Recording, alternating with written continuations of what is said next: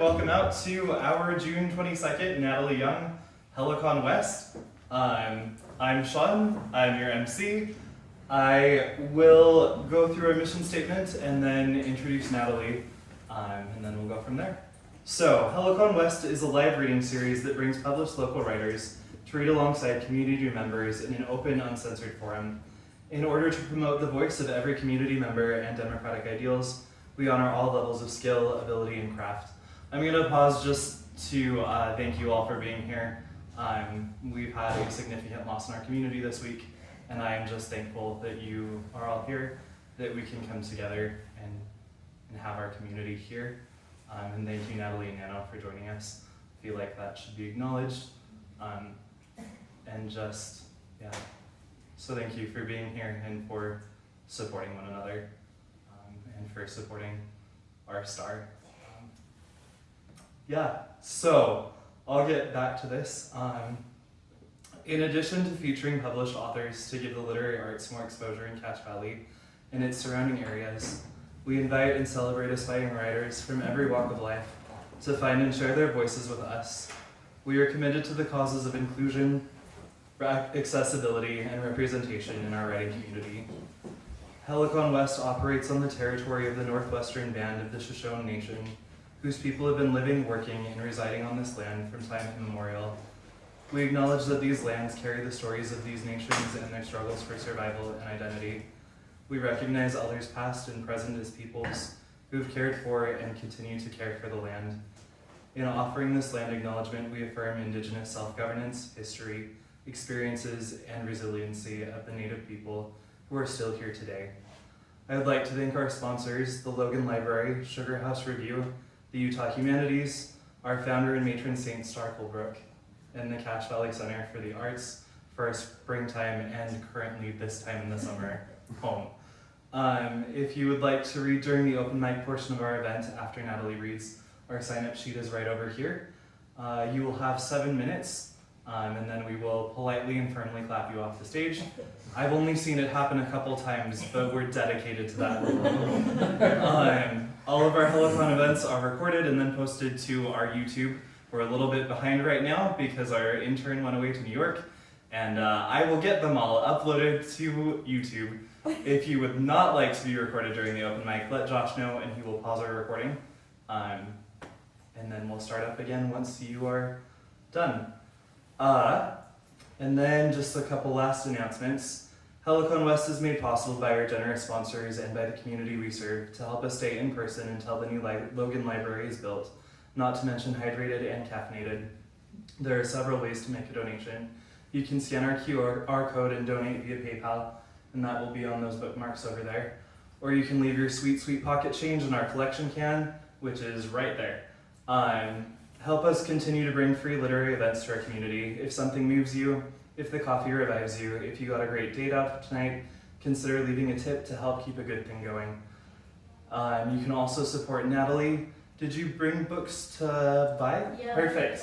So she will be selling books at this event, and they will be great. They will be great. I'm very excited. I am very excited. And finally, to introduce Natalie. Natalie Young co-founded and manages the poetry magazine Sugar House Review.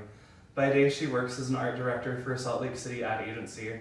Her first book, All of This Was Once Underwater, is just out from Quarter Press. Natalie's poetry has appeared in Green Mountains Review, Tampa Review, Rattle, South Dakota Review, Los Angeles Times, Tar River Poetry, Terrain.org, and elsewhere. She serves on the boards of Utah Arts and Light Scatter Press, and lives in southern Utah with the poet Nano Taggart and 2 dogs. Find more at natalieyoungarts.com or follow her on Instagram at Pickled Beats with 2 S's for many pup pictures. Thanks, Natalie.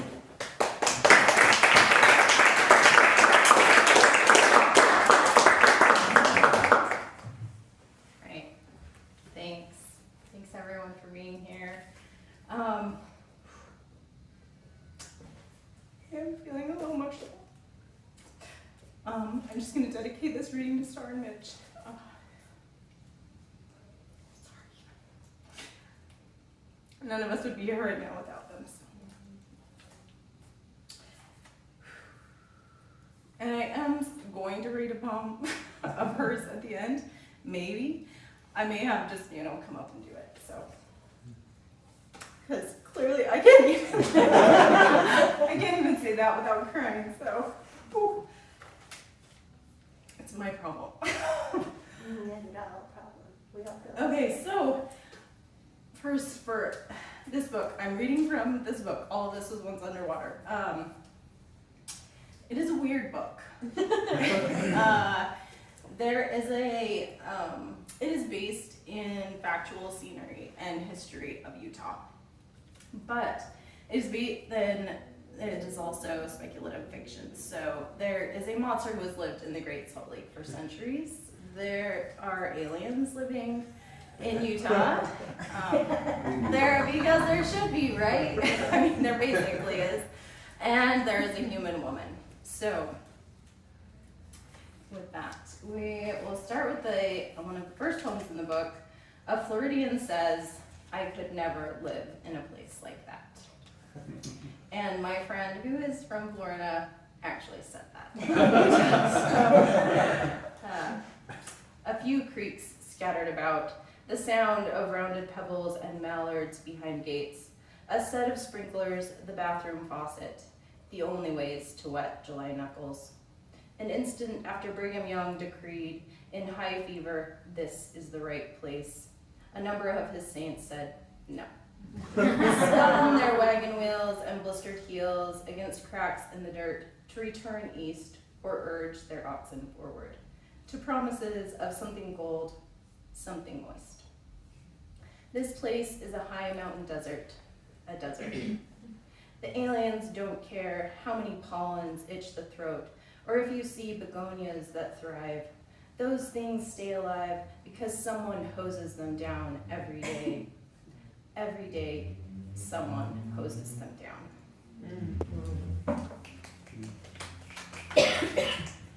So the other thing I should say about this book is that there are illustrations throughout from a German illustrator named Maxi Spiess. And so when there is an illustration with one of the poems, I'm just going to show it to you. Sometimes I don't remember, but hopefully I will. So this this poem is called Capitol Reef Lake after the national park. And here is the illustration that she created for it. And I think usually I'll actually do it after because it will make more sense. Now miles from any real city, roaming in a red rock bowl, she recalls a time at 13 when a stray attacked. Walking the seafloor, boots fill with red dust, rusty animal heads, pioneers, tombstones. Commitment, not an option. No way for her to describe, to know how. Still, its giant departures clear, a pulse outlined in chalk. She claims old bites are good reason to give up an adopted dog after 6 days. The look in the canine eyes, endless. The stare like finding a giraffe body under a skiff of snow. Breaking things off, keeping things up. All of this was once underwater. Mm-hmm.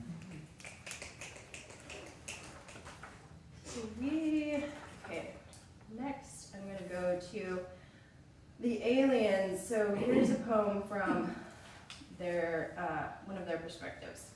Notes on Earth life. A child in a pink coat leaves her music lesson. Her cheeks match her coat. Her father sells insurance based on how long an equation expects a person to stay alive. The old man died. Sometimes humans just die, and you cannot save them. Sometimes humans do not die, and you cannot save them. There is a television program about a real human family doing normal Earth things. There are many programs with real people doing what people always do. Humans stop doing what they do to watch. When humans determine an animal is too ill, they end the life. This is called putting it to sleep. It costs $66.87 for a 20-pound dog to sleep. The capital city sits in a valley between mountains, trapping air. Weather reports call it a day with dirty air, hazy. The haze hurts to breathe.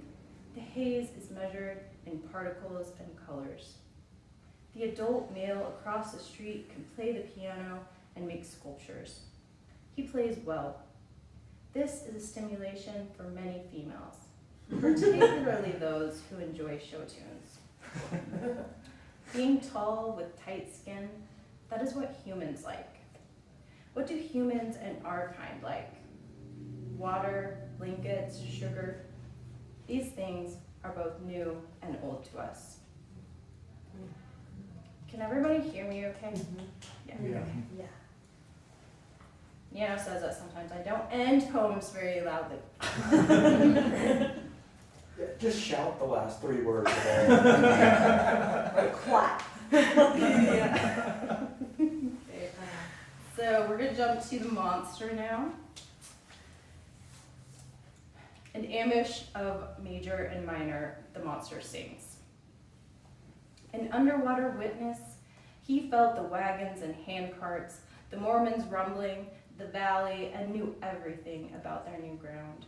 Knew the square inches riddled with salt had once been his living room.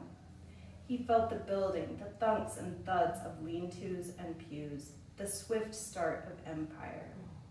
He heard generations and prayers being made. Heard their songs, the combined power, hundreds of voices singing Zion, one giant, desperate beauty. Over 100 years, and still the notes linger just below the surface, knock his chest in sleep, tumble from his mouth as he swims, pains of faith and cheer on repeat. These songs he sings to a thrumming, a glug, to an end. And Nano and I were just talking about this before, but I grew up Mormon, and weirdly I think, and this will come into another poem that I'm going to read too, is like, once you leave a certain faith, or I think like any sort of like thing like that, there's sort of like this, you just sort of miss the consistency and the community and just like this idea of having a ritual. And I think like that's part of this was like music for me is kind of what once I left, I realized how important that part of it was to me. And so music comes in a lot throughout these poems. Even though I'm not a musician in any way. Okay, so some of you probably remember that there was a flamingo that escaped from the aviary a long time ago, and he used to come back to the Great Salt Lake just sort of seasonally. He would appear, but he never went back to the aviary. So that is what this is about. The monster seeing this bird. The flamingo on shore. Pink Floyd, an aviary escapee.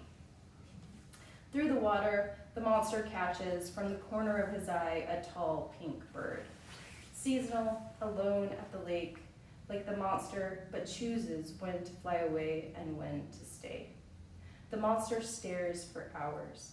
Lanky legs, thin gray stems, fluorescent knees, one at a time, holding the bright body. While it sleeps, while it filters brine shrimp through salt water, more pink with each feeding. Sometimes it's the most color he's seen. Sometimes it's the only color he sees. I realize now I did not show you the last illustration, but here's a flamingo coming down into the waters, his head. And then I'll show you the last one because it's probably my favorite. With the pioneers legs. That's great. So, all right. Let me figure out what the next poem is. Okay, so we're going back to the alien and the woman. And they're in somewhat of a relationship. So, discussing earth insects. A praying mantis perches on the coffee shop doorframe. The alien is intrigued. He takes out the human's camera. Look how sturdy its skin is, how mean, like it will reach out and slice anything that gets too close. He wants to know where insects come from. Where aliens come from, insects don't really exist. He wants to know, what is the difference between a moth and a butterfly? She doesn't know the science behind classification, the pieces and parts, something about antennae, smooth club versus pipe cleaner, fuzzy versus shaved. They are not small birds? No, no bones. She explains how she sees. A moth can't resist light. The alien considers the distinction. So, I am the butterfly, and you are the moth. Okay, so this next poem has some pop culture references that some of you may get and some of you may not. It has the X-Files and Buffy the Vampire Slayer stuff. Fox Mulder and the Vampire Slayer. She knows the other life. The truth Mulder always knew was out there. As far as she can tell, vampires are absent, but there is the hope they exist. And of course, she looks for the monster in the Salt Lake more than is healthy. What would be helpful to tell Buffy, you know, the Vampire Slayer, about her obsession? It's not a calling. You hunt because something happened at age 8. Something that should be worked through slow, a session a week. Agent Mulder should try to, though he may be beyond repair.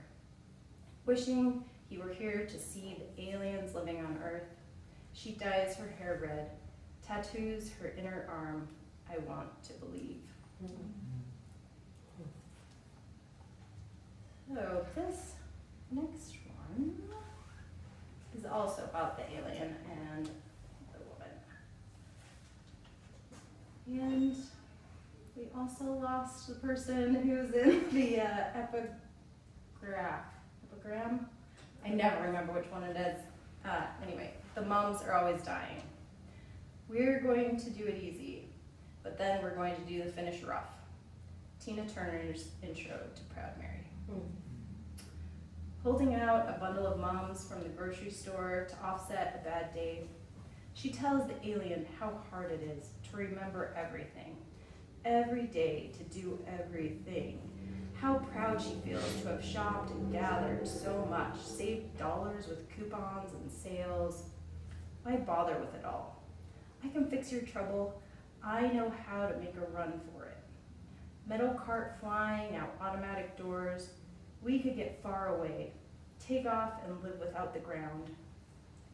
Days later, the petals start to wilt, giant puffs and a droop.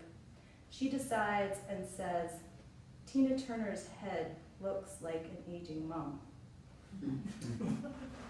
My kind, your kind, we all look like one dying flower or another.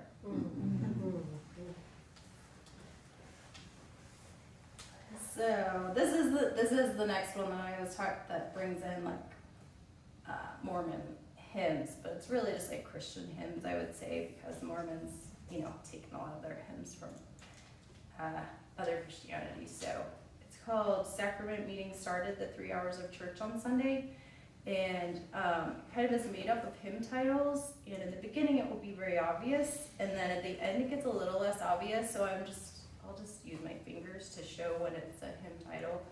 Not that it really matters, but and I guess I should also say, like, some of you probably have done this where you were in church or somewhere else, and like you, to pass the time as a kid, you thought it was funny to add something to the end of a title. Like, so this is in the bathtub is what we used to do, but you know, like there's much like more risque things, like under the sheets, or you know. But you know, we thought we were being very funny and cool. So a friend taught her how to pass the time. Flip through the hymn book and add in the bathtub after any song title. How great thou art in the bathtub. Now let us rejoice in the bathtub. Did you think to pray in the bathtub? Know this, that every soul is free in the bathtub. An hour of speeches broken up by hymns, prayers, and eating Christ's blood and body, blessed white wonder bread, and a doll's cup of water for each worthy member. She no longer sits through church meetings or questions her questioning, though often hums those hymns around the house, slips holy ingrained choruses into a tub of hot water. Ears immersed, she can hear the sounds of her own choir, the heart's ba-dum, ba-dum, ba-dum, too fast for its own good. Rejoice, glorious sound is heard in the bathtub. Rustling, empty stomach, gurgle escalates to a shout. Wishes of breath tunnel in and out, hard enough to simply sit still, then left to a porcelain amphitheater. Where can I turn for peace? In the bathtub. Thuds whirl, come along, with all the power of heart and tongue.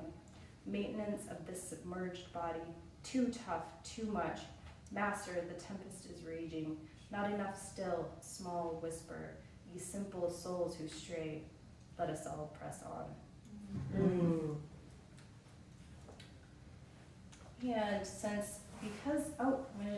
no, I'm not.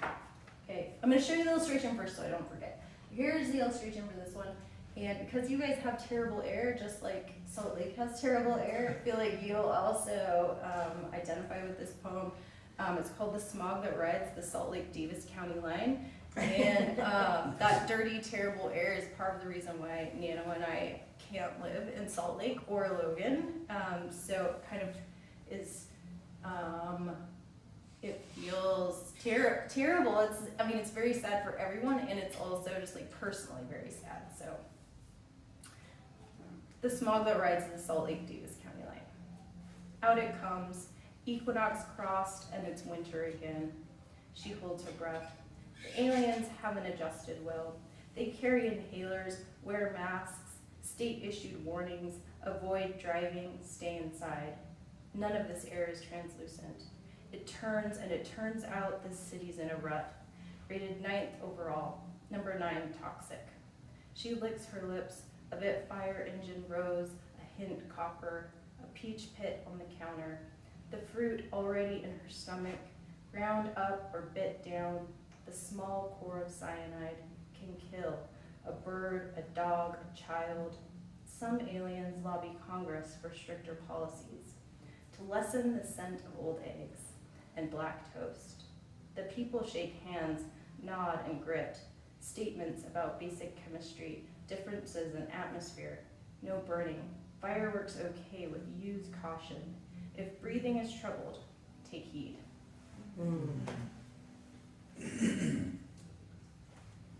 So, check my sound real quick. No. What? Oh, Daniel's telling me my time. Yeah. Okay, so I'm gonna read 2 more poems.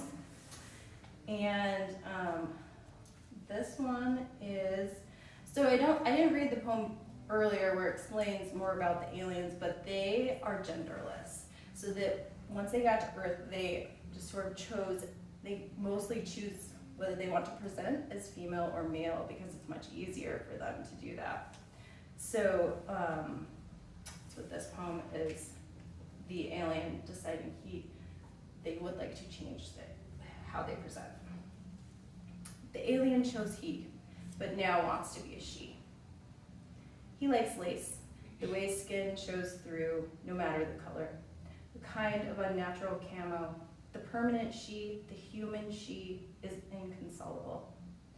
The alien asks questions to puzzle piece the grief. Her face is a storm cloud, and she can't formulate. It's no secret. No matter the pronoun, he is neither a he nor a she. Her mind on spin cycle. I wanted androgyny, male androgyny. This house doesn't need another woman. The alien doesn't understand her despair. It's only a costume swap, a different role to play. Normally, tears fascinate, but there are so many, her lids start to swell. She's always been attracted to the aliens, tall and lean and open. This one became more than a fling when he showed up in a suit and tie to her grandfather's funeral. After hours in separate rooms and thought, a try at explanation. You know, I was content at being a he until I lived with your she. I understand your reasons. Sometimes I wish I was a man. Sometimes neither is enough. But what about you? and me. And what about me? So I think, like, partially shows in that last poem, this woman is very broken. She is really obsessed with finding the monster, and she is out looking for the monster, like any sign of the monster, a lot. So this very last poem in the book is her doing that again. Here is what's left of Lake Bonneville. She is determined to see, lock the creature in a still, share his looks with those who will listen. She takes a handful of diced tuna, dabs the juice from the tin can on her collarbone. The lake is saltier than the sea, a pH between toothpaste and milk of magnesia. Salt can't be destroyed, won't dissipate or burn. All that can be done is grind the small crystals into dirt and watch it lose worth. This lesson she learned in Sunday school. The spiritual point less poignant. Even salt will sift its way to shore. The edges of his liquid home, one toe at a time, she dribbles fish puree until she is up to her earlobes. Empty cans bob near outstretched fists. Mosquitoes line her forehead, torso stripped, eyes closed. A lake housing a monster with nowhere else to go, without a single outlet. It's up to the earth's inventions now. And then there's like a little bit of, which is basically the same illustration that's on the cover. And I think I forgot to show you the last one too. I always say I'm gonna show the illustrations, and then I just get so carried away with my own poetry. So that's the woman and then the alien looking in the mirror. Show the cover too. You pull the best extra hat. Anyway, I'm gonna have Nino come up and just read the Stars poem, which is lovely, lovely, You lovely. sure you don't want to read it? I don't think I can, honestly. I'll just start bawling again. No one wants that. Here, have it up if you want it. I got it, I'm good. Thanks. You can use that. I'll just stick that there.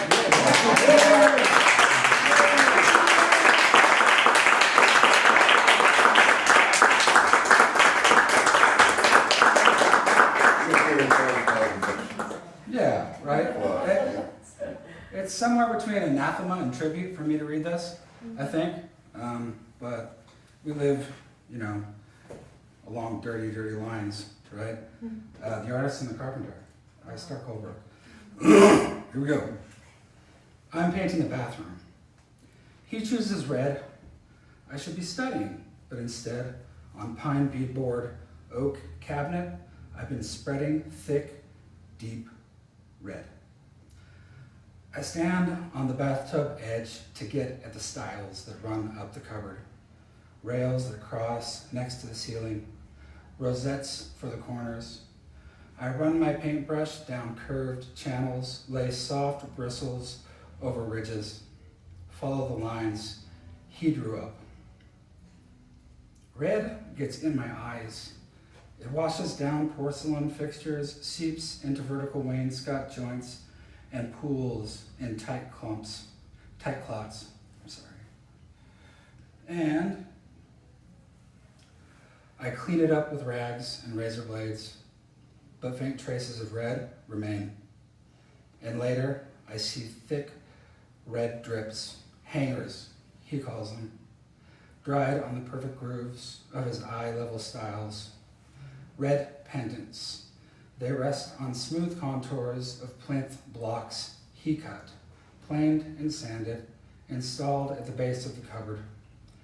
Red jewels, deep red, fresh blood, ripe fruit, hangers dancing in afternoon sunlight, streaming through the window, falling on a work of art, a double work of art. And I go back to my books, satisfied.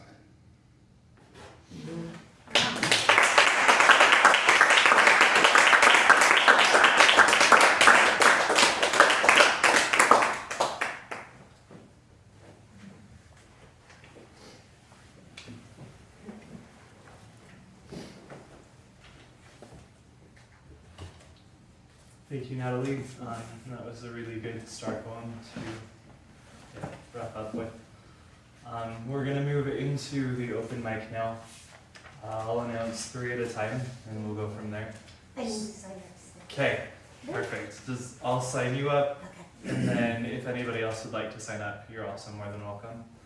But we'll start with Ronald Jensen, Asher Blakely, and Shannon.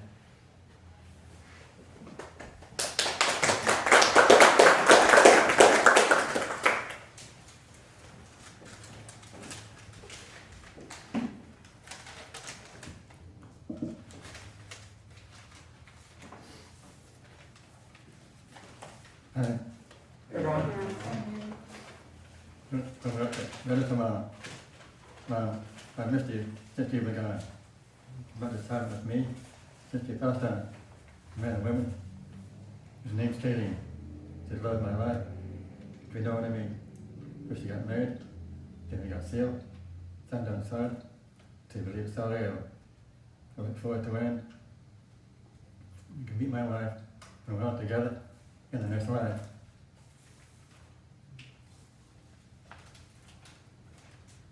About Keith and his family. One good thing about my marriage. What's married? Many. It's annoying. Kenny's brother. Keith and his family. Yes, it's 7 children, soon to be 8. 5 girls and 2 boys. And they're all gay. They're also loving and accepting too. Because you're around them, they'll never be blue. They'll have the smiles and the hugs that they give. They're a great family. You know how to live. I'm glad to be a part of the family now. So now we got yourself and my wedding vows. Thank you.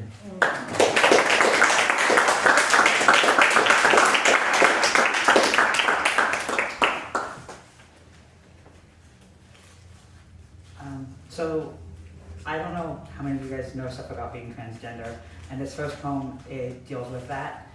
So when you start hormone therapy, your body changes, like not just facial hair, but like other things, and so that's what this poem is about. Just fair warning. Growing pains. Clitoral growth aches in a way doctors can't really prepare you for. Like growing a baby, it is unpleasant, even though it is desired, even though it is fulfilling a part of your being that you've been missing all your life. Rebirth. I cried when I cut off my long hair, not because I was attached to the femininity it represented, but because I wasn't. It was who my father wanted me to be, that perfect blonde-haired princess with her ponytail and her big blue eyes and her pretty pink bows and her dresses. Instead, I was the undesirable witch wearing someone else's jeans and a too big t-shirt, wading through the garden to mix mud and milkweed into potions. I took my turn at the top of the treehouse, seeing whose spit could fly the farthest, whose piss could run fastest down the slide, who had the heaviest fist when it connected with a soft, squishy belly. I am not the girl in the photographs. She died 5 years ago in a hospital room holding a pair of blue floral panties with a silk bow at the navel.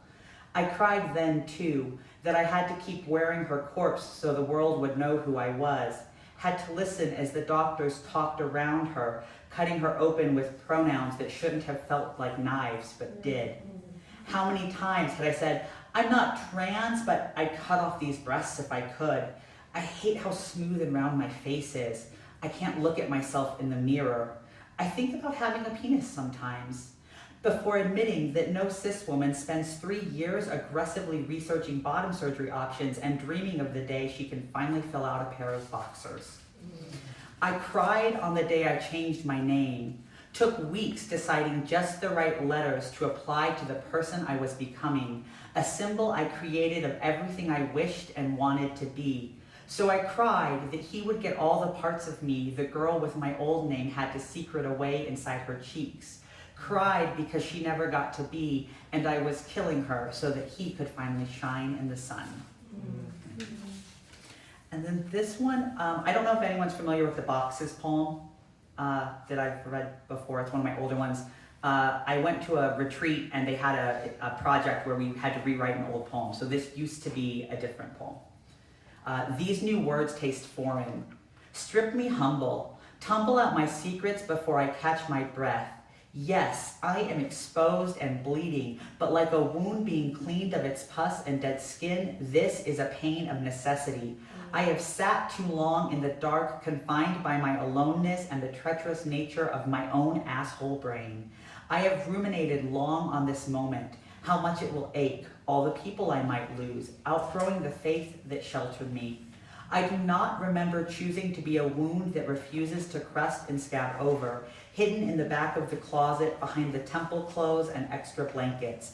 But here I am on the operating table anyway, divorcing my mouth from the name my mother gifted me as a child, cutting out the history of abuse tied string by string to each letter. Like old shoes, I have outgrown being the person who bites my tongue and holds silent.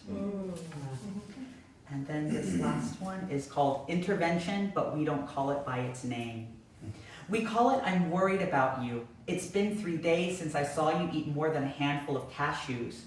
We call it you haven't returned my several phone calls and I don't know if you're even alive out there. We call it you're cocooned in your nest of blankets and I miss the shape of your face. We call it famine or feast. You've squirreled away your money and can no longer live. We call it binge and purge. I am so tired of always holding your fragility. We call it I cannot control you like this and it makes us both more than a little uncomfortable. We call it you used to hurt me but the wound is still weeping and that may never change. We call it tough love and you've done nothing to staunch the bleeding. We call it you stabbed me in the back but we're pretending to smile for the cameras anyway. We call it moving on because standing in this hurt isn't progress. We call it I forgive you for breaking me open and rearranging the beating heart of me.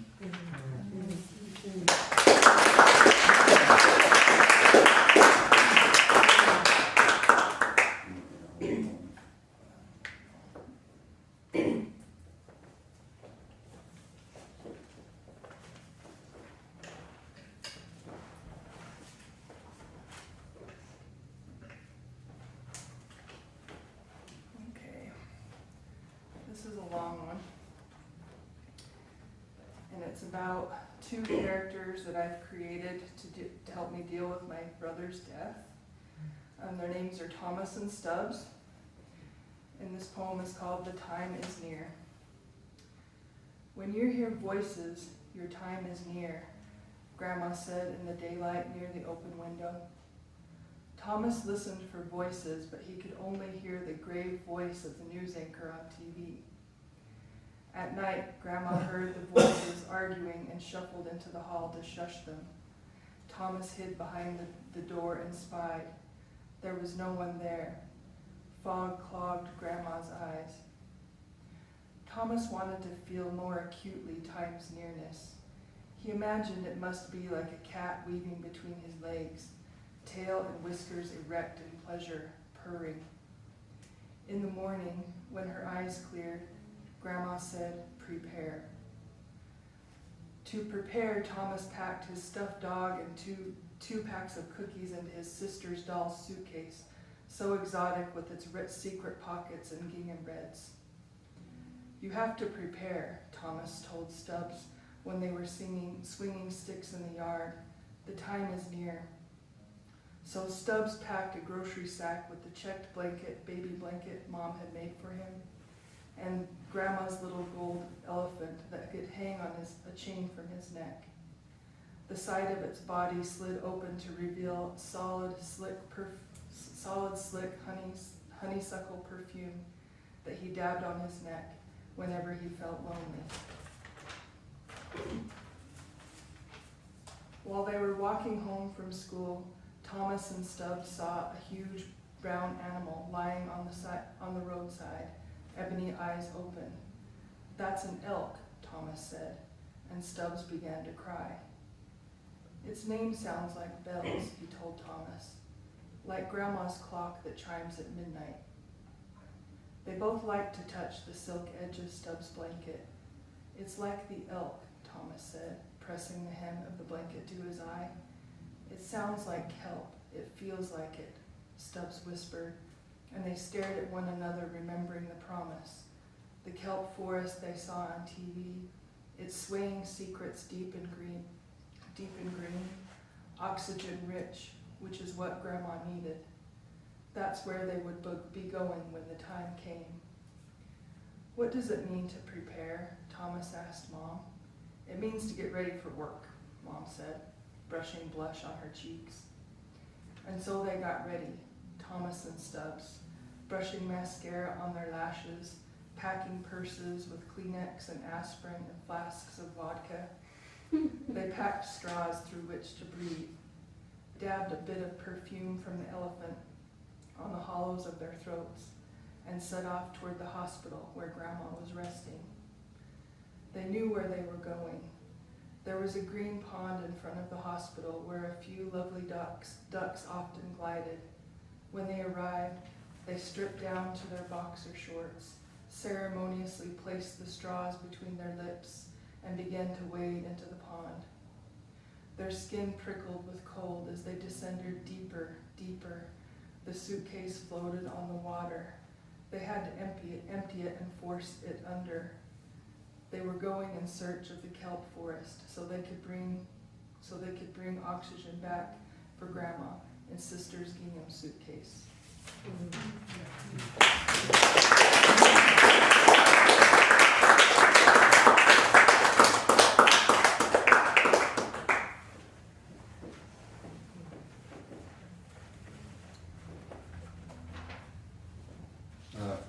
My role in Helicon is usually to give a voice to lowbrow, and I didn't want to let people down.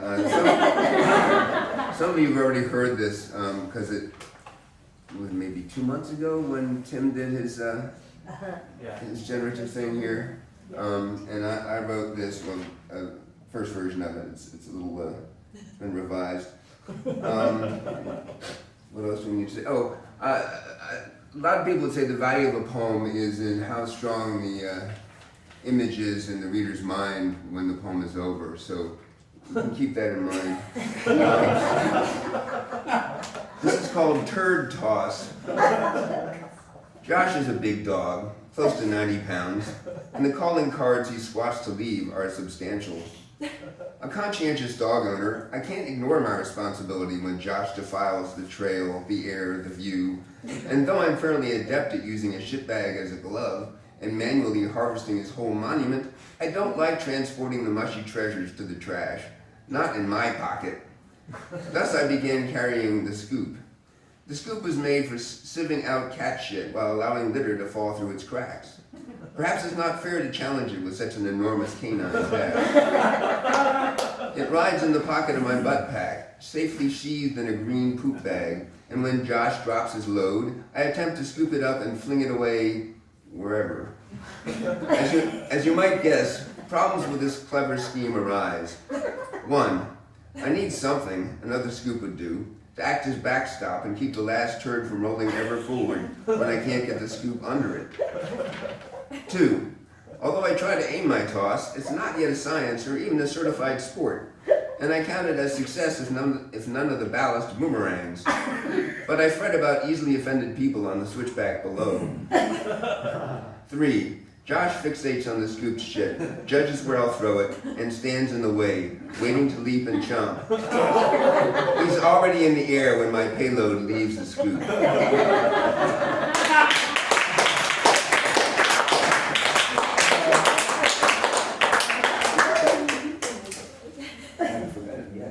Read me off yet. It was on the list. I cheated. No, I loved it. And that was a really good plug for those generative workshops. You can make excellent poetry. Our last reader for tonight, unless anybody else would like to sign up, Nano and Britt. Yep. Okay. Then it will be Denise and then Nano and then Britt.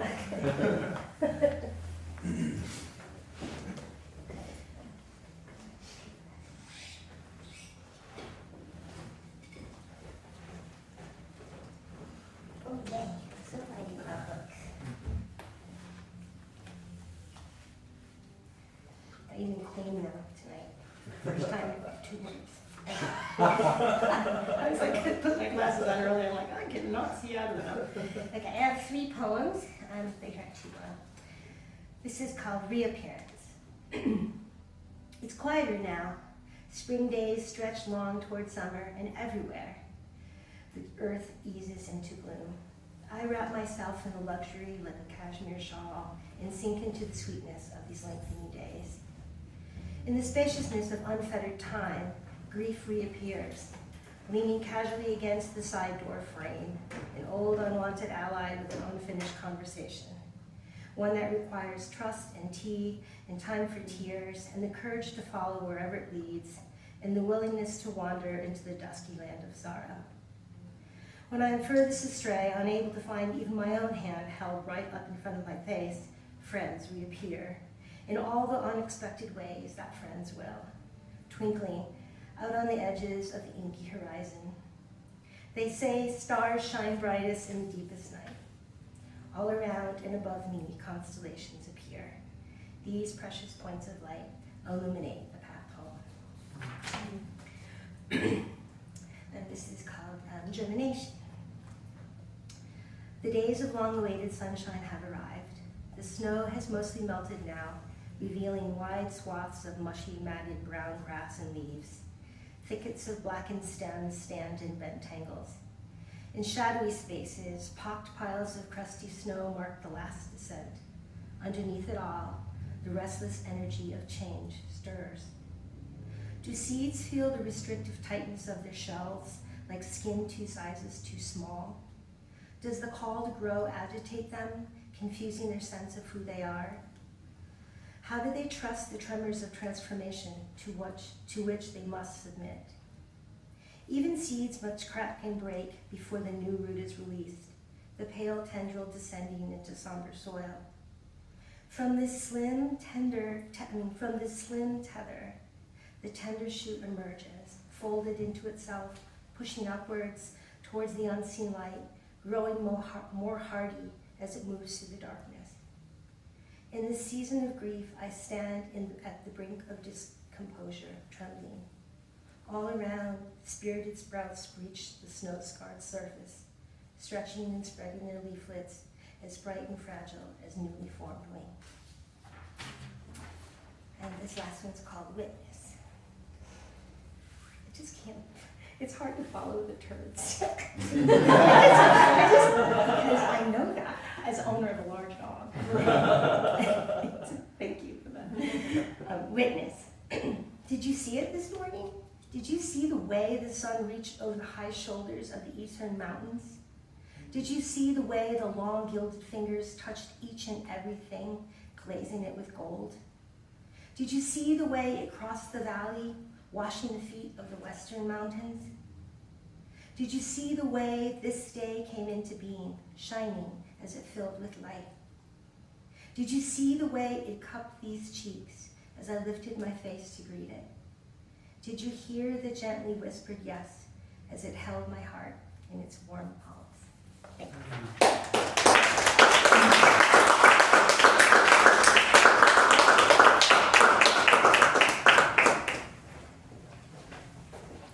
I meant to call attention to this last time I was standing here.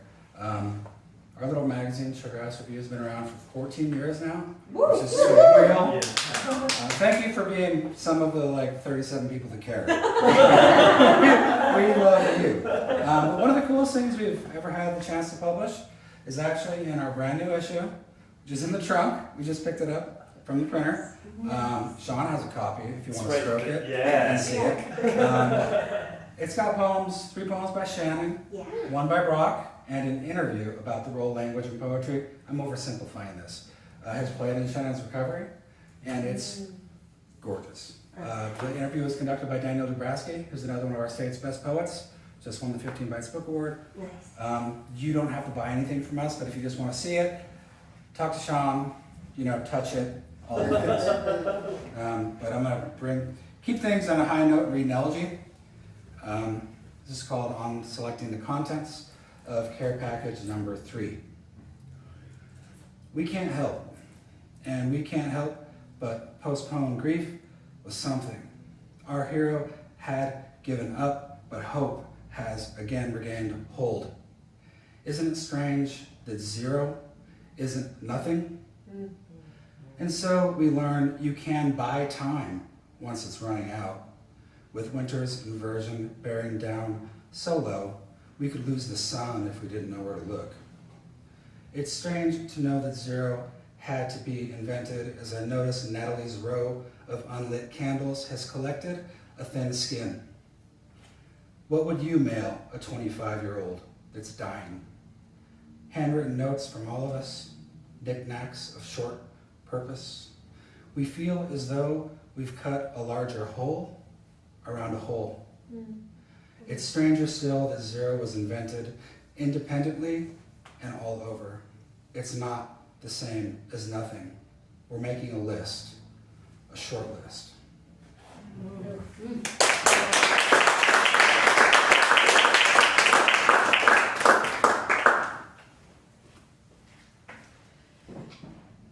Okay, I dug up 2 poems at Brock's insistence. One is also titled Witness, and the other is about the Great Salt Lake, which Natalie reminded me I have. But, okay, Witness. And this one's about my grandmother. There was nothing in her way. It wasn't the crack between sidewalk blocks, one of the rocky driveway dips, not even ice. My grandmother shouldn't have fallen, but she did, a whole body flat at once, pitched and spread onto the January-kissed concrete. Spots of her still mark the place she landed with her face and arthritic knee. She rose with a new puckered mouth, spitting above her eye and fractured cheekbone. Pancakes are too light to describe the heavy human flatness I've seen. I've seen my grandmother waiting behind glass hospital doors, a plum dragging on her eye, 9 black stitches like a timeline on her brow. I've seen her waiting for me in a hospital gown, plastic drawstring bag of soiled clothes at her feet, the cane that didn't catch her clutched, waiting for the granddaughter who didn't catch her to bring the car around, her vision too poor to see that I was there, that it was time to go home. And the poem about the Great Salt Lake is very short. It's titled Spit. Yeah, it's cute. The sandbar of her skin stretches and bleeds, red water running along her man-made seams.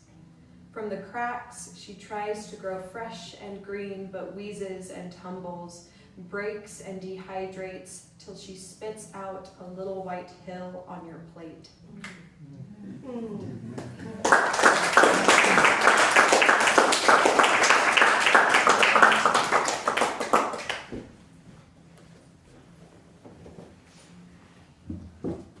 Okay, thank you all for coming tonight. Thank you, Natalie and Nano, for joining us. Thank you to all of our open mic readers. And thank you for just being our Cache Valley community. Yeah, love you guys. Yeah. Have a good night. Thank you, Sean. Hey,